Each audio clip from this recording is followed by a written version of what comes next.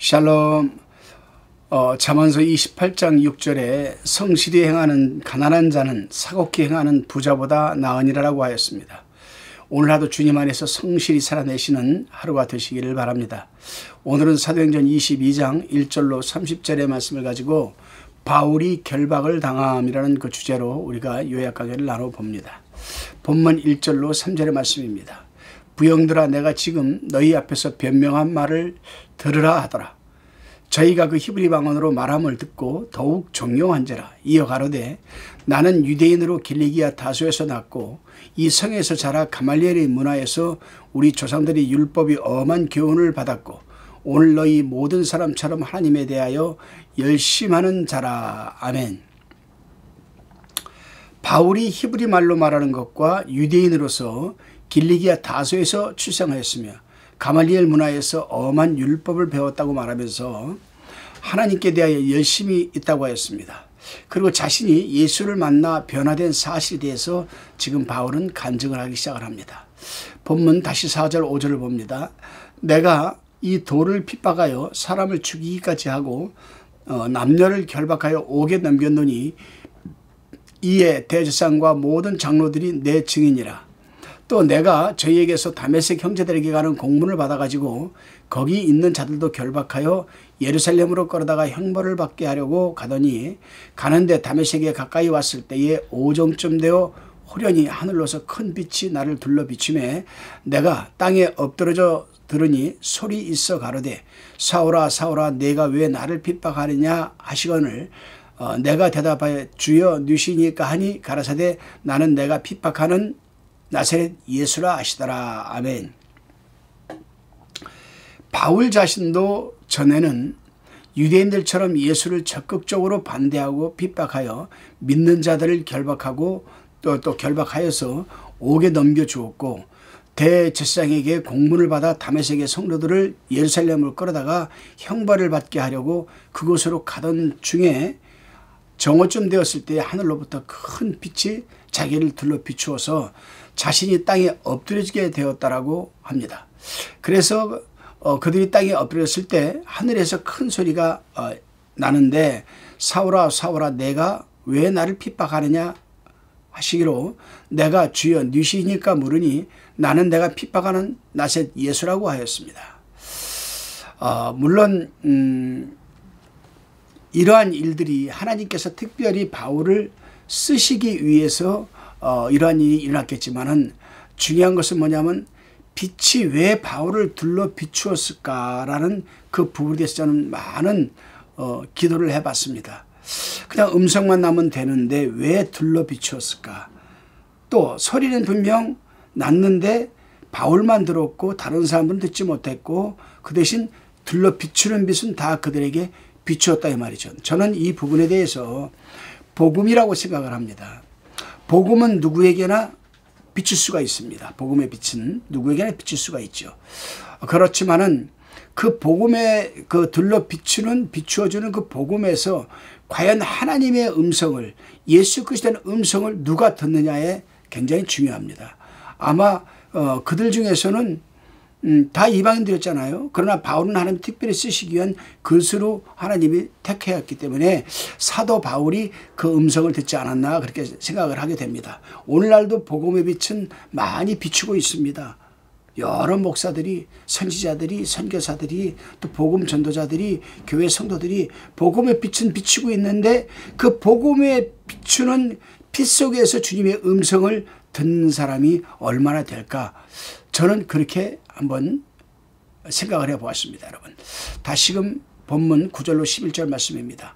나와 함께 있는 사람들이 빛은 보면서도 나더러 말하시는 이 소리는 듣지 못하더라. 내가 가로되 주여 무엇을 하리이까?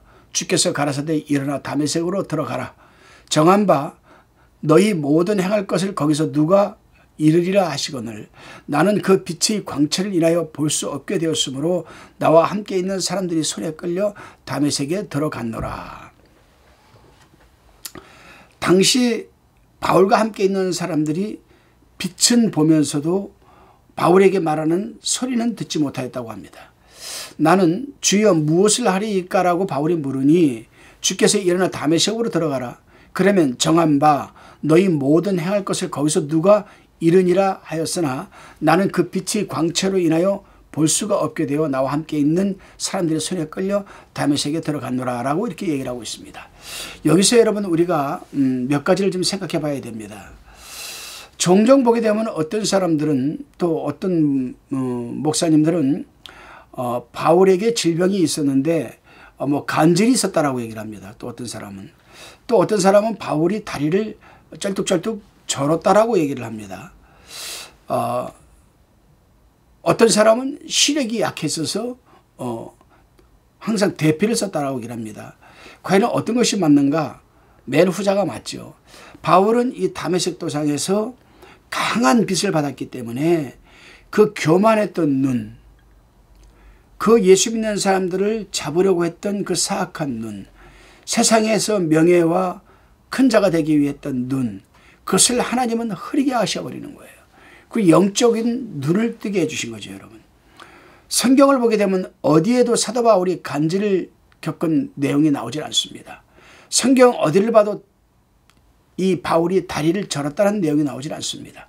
그러나 오늘 본문에 보게 되면은 강한 빛이 자기에게 비춰서 자기는 광채로 인하여서 볼 수가 없게 되었다고 얘기를 합니다. 물론 아나니아를 통해서 눈을 뜨게 했지만은 완전하게 뜨게 하지는 않은 것이죠, 여러분. 앞에 시야만 여러분 구별할 정도로만 하나님께서 뜨게 하셨어요. 그래서 이 문제를 놓고 사도 바울이 서너 번이나 하나님한테 내 육체의 가시를 좀 거두어가게 해달라고 그 흐린 눈을. 그런데 예수님께서 그렇게 말씀하셨잖아요. 하나님께서 네가 약할 때에 곧 온전함이라 이렇게 얘기를 합니다. 그래서 사도 바울은 눈 생각하면은 겸손해지는 거죠, 여러분. 그렇죠, 여러분. 그래서 뭐 어떤 사람은 뭐 바울이 뭐 간질 걸렸다 뭐 그것은 성경에 없는 겁니다. 그건 믿을 것이 못 되죠. 다시금 본문 12절로 13절의 말씀입니다. 율법에 의하면 경건한 사람으로 거기 사는 모든 유대인들에게 칭찬을 듣는 아나니아라 하는 이가 내게 와 곁에 서서 말하되 형제 사울아 다시 보라 하거늘 즉시 그를 쳐다보았노라. 바울은 계속해서 지금 간증을 하고 있습니다. 율법적으로 경건한 이 아나니아 사람이죠. 다메섹에. 아나니아 사람이 나에게 와서 형제 사울아 다시 보라 하거늘 사도 바울이 즉시 쳐다보았다라고 얘기를 하고 있습니다. 다시금 본문 14절로 21절 말씀입니다.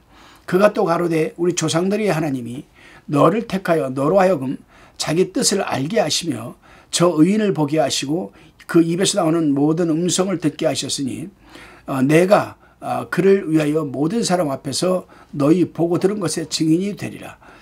이제는 왜 주저하느뇨? 일어나 주의 이름을 불러 세례를 받고 너희 죄를 씻으라 하더라. 17절에 후에 내가 예루살렘으로 와서 성전에서 기도할 때에 비몽사몽간에 봄에 주께서 내게 말씀하시되 속히 예루살렘으로 나가라. 저희는 내가 내게 대해 증거하는 말을 듣지 아니하리라 하시거늘 내가 말하기를 주여 내가 주 믿는 사람들을 가두고 또 각 회당에서 때리고 주의 증인 스데반의 피를 흘릴 적에 내가 곁에 서서 찬성하고 그 죽이는 사람들의 옷을 지킨 줄 저희도 아나이다. 21절에 나더러 또 이르시되 떠나가라. 내가 너를 멀리 이방인에게로 보내리라 하셨느니라. 아멘. 본문 14절에서 16절을 보게 되면요. 아나니아가 바울은 하나님이 택한 일꾼이라는 것을 알게 해줬다라고 하면서 모든 사람 앞에서 너희 보고 들은 것의 증인이 되리라고 하였다라고 합니다. 그러면서 주저하지 말고 일어나 주의 이름으로 세례를 받고 죄를 씻으라고 하였다고 합니다. 후에 자신은 예루살렘으로 돌아와서 성전에서 기도할 때에 비몽사몽간에 주께서 말씀하시기를 예루살렘에서 나가라고 하였다고 합니다.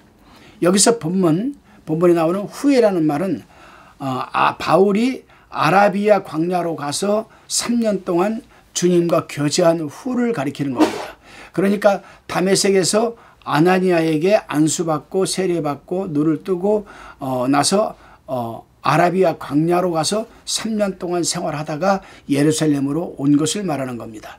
그때 다메섹에서 아나니아에게 안수받고 눈을 뜨고 세례받고 아라비아 광야로 가서 3년 동안 주님과 깊은 교제하며 기도생활을 하다가 3층천까지 갔다 오는 그런 체험을 한 때가 바로 이때를 얘기하는 겁니다.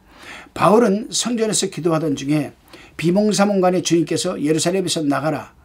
저희는 네가 내게 대하여 증거하는 말을 듣지 아니하리라 하시거늘 자신이 과거에 행했던 사실과 스데반이 순교할 때 곁에서 찬성하고 그 죽이는 사람들의 옷을 지킨 것을 저희가 알고 있다. 그러니까 날 안 죽일 거다. 이런 식으로 얘기를 한 거죠. 그랬더니 주님께서 하는 말이 바울에게 떠나가라. 내가 너를 멀리 이방인에게로 보내리라고 하셨다고 말씀을 합니다. 이때로부터 이제 사도 바울이 이방인의 사도가 되어서 이제 움직이기 시작을 하는 겁니다. 본문 22절로 23절 말씀입니다. 이 말하는 것까지 저희가 듣다가 소리질러 가로되 이러한 놈은 세상에서 없이 하자. 살려둘 자가 아니라 하여 떠들며 옷을 벗어 던지고 티끌을 공중에 날리니. 하나님께서 바울을 이방인에게로 보냈다라고 이렇게 얘기를 하자 유대인들은 소리를 지르면서 이런 놈은 세상에서 없어져야 한다고 하면서 옷을 벗어 던지고 소동을 일으켰습니다. 여러분.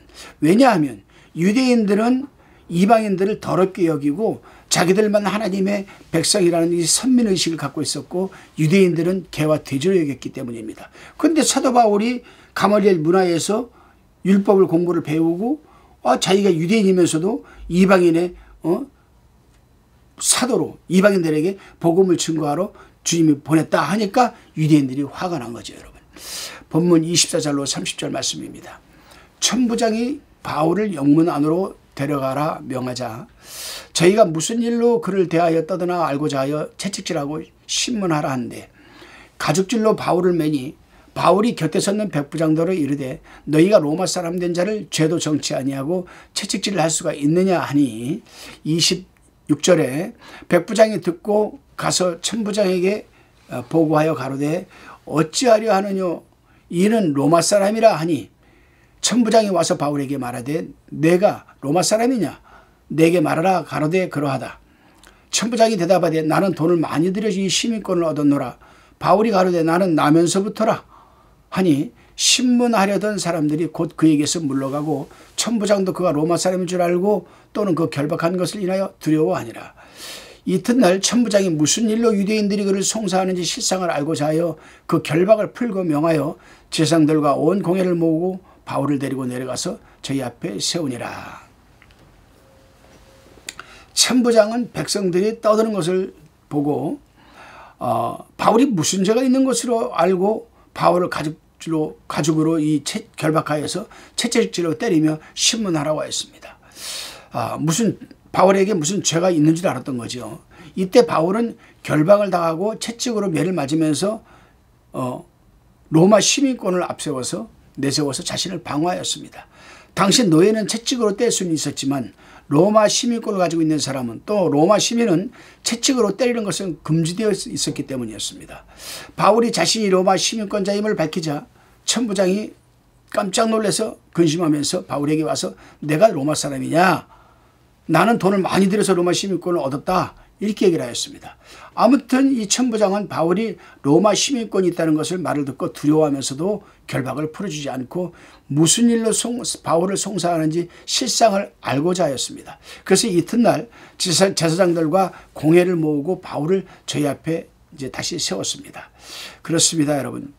바울이 지금 애매히 당하는 고난은 하나님이 주시는 고난이요. 이를 통해서 바울에게 유익을 주고 복음이 전파되게 하려는 것이었습니다. 여러분.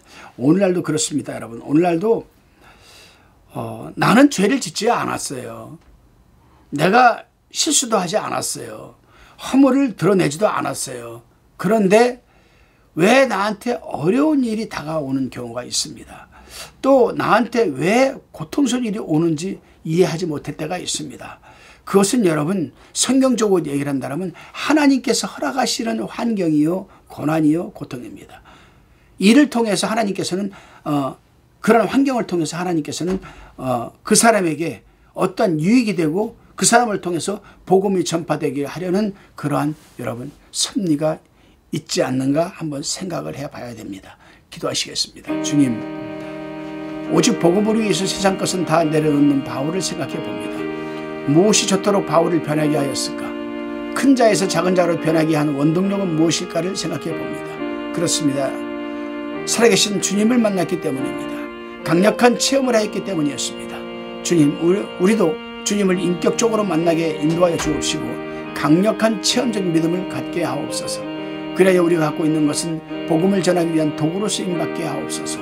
감사드리오며 예수님의 이름으로 기도드리옵나이다. 아멘.